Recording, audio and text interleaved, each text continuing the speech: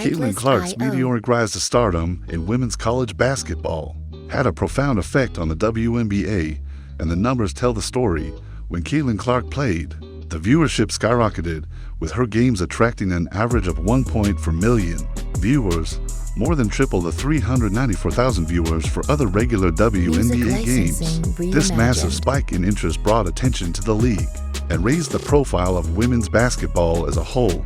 To put this in context, the WNBA Finals typically average around 600,000 viewers since 2014, but last year, without Clark in the finals, the viewership surged to 1.57 million, showcasing how much of an impact one player could have on the sport. Caitlyn Clark's games became the centerpiece of the season, almost single-handedly propelling the WNBA into the spotlight. Her popularity even transcended her own games, with her influence spilling over into the league as a whole, drawing in fans who would not have typically followed women's basketball. The success of Caitlyn Clark highlighted how valuable one star could be in shaping the future of the WNBA. Yet despite the visibility and increased interest, the league wasn't always appreciative of the change. Despite Caitlyn Clark's undeniable impact on the WNBA, there was a palpable sense of resentment from some of the league's other players. Angel Reese, one of the WNBA's prominent figures, made it clear that she felt the spotlight should not just belong to one person. Reese, in a statement, made a point to emphasize that the popularity of women's basketball wasn't solely because of Clark. "It's not just one person, it's because of me too," Reese remarked, suggesting that her contribution to the sport was just as significant. However, this statement came off as a bit harsh to some, with many fans feeling that it reflected an undercurrent of jealousy. The narrative of women's sports suffering due to too much focus on one player seemed to overshadow the broader context that Caitlyn Clark's popularity was helping the WNBA thrive. The tension was noticeable, especially when considering that Clark's rise was fostering more attention for the entire league, while some felt the focus on her success took away from their individual efforts. This jealousy, though it may have been born from a desire for recognition, seemed to miss the bigger picture. Clark's success was opening doors for everyone in the league. Despite the increase in popularity and viewership, the WNBA faced significant financial struggles, as evidenced by the league's loss of $50 million in the previous season, 5 times more than in the past.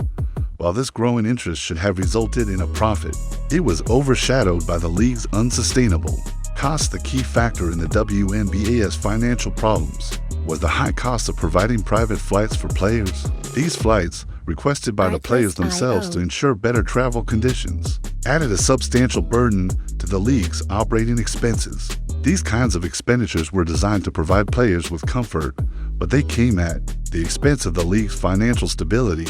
The NBA, the WNBA's financial lifeline, continued to subsidize the league to the tune of $10 million a year, keeping it afloat. But the growing disparity between revenue and costs could not be ignored. The league was struggling to balance player needs with its own financial survival. The WNBA's losses were exacerbated by the fact that, even with higher viewership, the league was not making enough money to cover its rising costs. As a result, the league remained heavily reliant on the NBA's financial support, highlighting a problematic dependency that could have long-term consequences. The financial strain faced by the WNBA has had a direct impact on player compensation. While top players like Caitlyn Clark and Angel Reese garnered endorsement deals, the vast majority of WNBA players earn significantly less, with rookies making around $74,000 a year, an amount that many found inadequate for their living expenses. In fact, some players admitted that this salary wouldn't even cover their rent, let alone other personal expenses. Angel Reese, for example, is open about how her WNBA salary doesn't even come close to supporting her lifestyle. However, she's fortunate enough to have endorsement deals with major companies like Reebok, Beats by Dre, and Reese's Pieces, which help make up for the gap. But most players don't have such deals and have to supplement their income by playing in international leagues in countries like China, Russia, and Turkey, often during the WNBA's offseason. This reliance on foreign leagues highlights how financially strained most WNBA players are. There is also growing tension surrounding the upcoming collective bargaining agreement (CBA), with many players calling for a substantial raise. Some are even threatening to strike.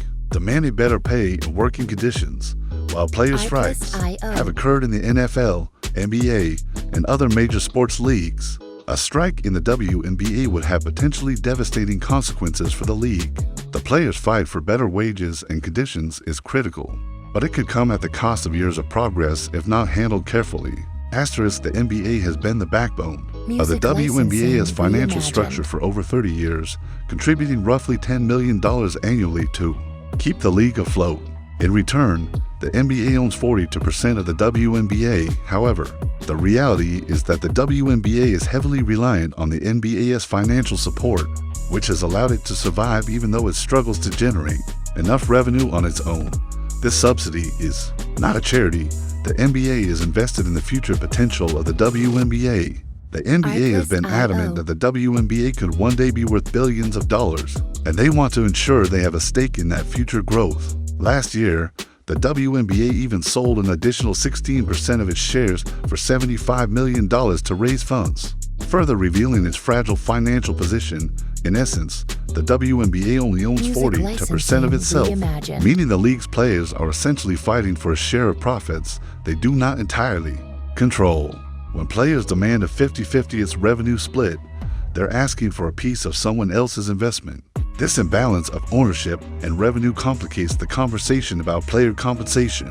The NBA's investment in the WNBA, while necessary, has created a situation where the WNBA's financial future is precarious, with much of its control resting in the hands of its parent organization. Asterisk, as the WNBA approaches its next collective bargaining agreement CBA negotiation, tensions are high. The CBA dictates the terms of player contracts, salaries, and overall working conditions for the league. However, many players are pushing for a significant increase in their pay, with some even threatening to sit out if their demands are not met. This has led to concerns about the future of the league, especially at a time when it has gained a level of mainstream attention it has never seen before. The CBA discussions will be crucial in determining how the WNBA evolves, but the players' demands could have unintended consequences. The WNBA is already in a fragile financial position, and pushing for unrealistic pay increases could backfire, risking the league's stability. The fear is that the league could experience a strike similar to the one that occurred in Major League Baseball in 1994, where a prolonged work stoppage led to a loss of millions of fans and years of recovery. For the WNBA, a strike could be disastrous at this moment of growth, potentially undoing the gains made by players like Caitlyn Clark, who helped bring new fans to the sport.